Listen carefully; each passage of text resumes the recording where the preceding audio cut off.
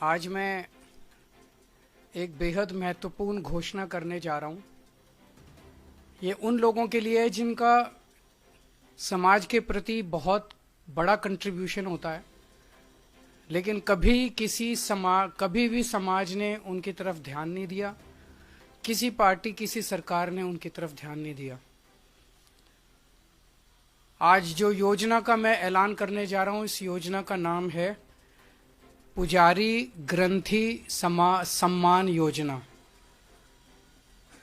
इस योजना के तहत मंदिरों में भगवान की पूजा करने वाले लोगों को पूजा करवाने वाले पुजारियों को और गुरुद्वारे में ग्रंथियों को हर महीने सम्मान राशि देने का प्रावधान है। हम जानते हैं कि किस तरह से एक पुजारी हमारे सुख दुख सब में काम आता है। हमारे घर में शादी हो, बच्चे का बर्थडे हो, कोई भी खुशी का मौका हो या कोई मौत हो जाए या कोई गम का मौका हो, हर वक्त पुजारी हमारे साथ होता है, हमारे को उसमें अपना कंट्रीब्यूशन करता है, भगवान की पूजा कराता है हमें। ये वो तबका है जिसने सदियों से हमारी परंपराओं, हमारे रीति रिवाजों, इसको पीढ़ी दर पीढ़ी, एक तरह से जो गुरु शिष्य परंपरा पीढ़ी दर पीढ़ी इसने आगे बढ़ाया है, हमारे संस्कारों को, हमारी रीति रिवाजों को, हमारे परंपराओं को। लेकिन इसने कभी भी अपने परिवार की तरफ ध्यान नहीं दिया और कभी भी हम लोगों ने इनकी तरफ ध्यान नहीं दिया। हम मंदिर जाते हैं, पूजा करते हैं, लेकिन कभी भी इनकी तरफ हमने ध्यान नहीं दिया। आज इस योजना के जरिए इसे मैं वेतन या तनख्वाह नहीं कहूंगा, एक तरह से इनका सम्मान करने के लिए इसकी घोषणा कर रहे हैं कि लगभग 18,000 रुपये महीना इनको सम्मान राशि दी जाएगी हमारी सरकार बनने पर। यह देश में पहली बार हो रहा है।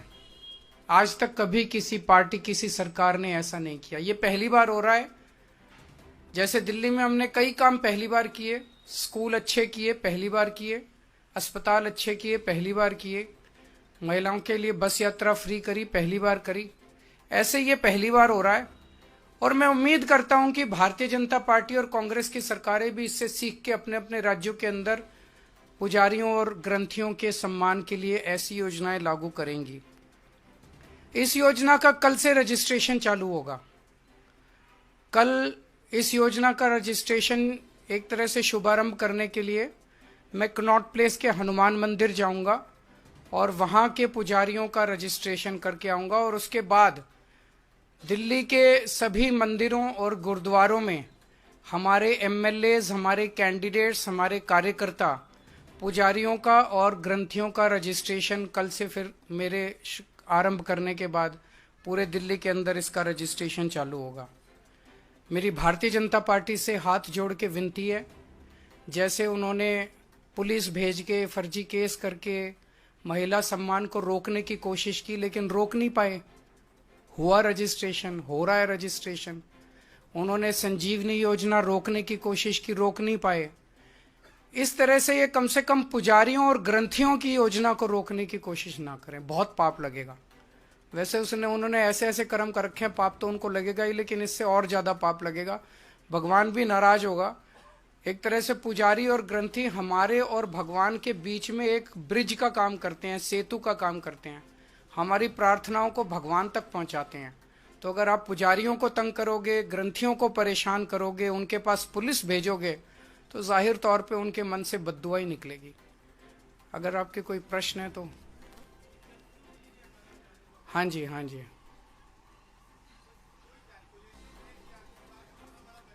जो भी होगा उसकी चिंता मत कीजिए, पैसे की कमी नहीं होने देंगे।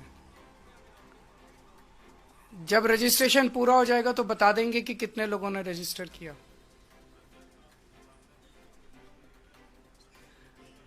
मेरी इनसे रिक्वेस्ट है कि हरदीप पुरी जी को गिरफ्तार कर लीजिए।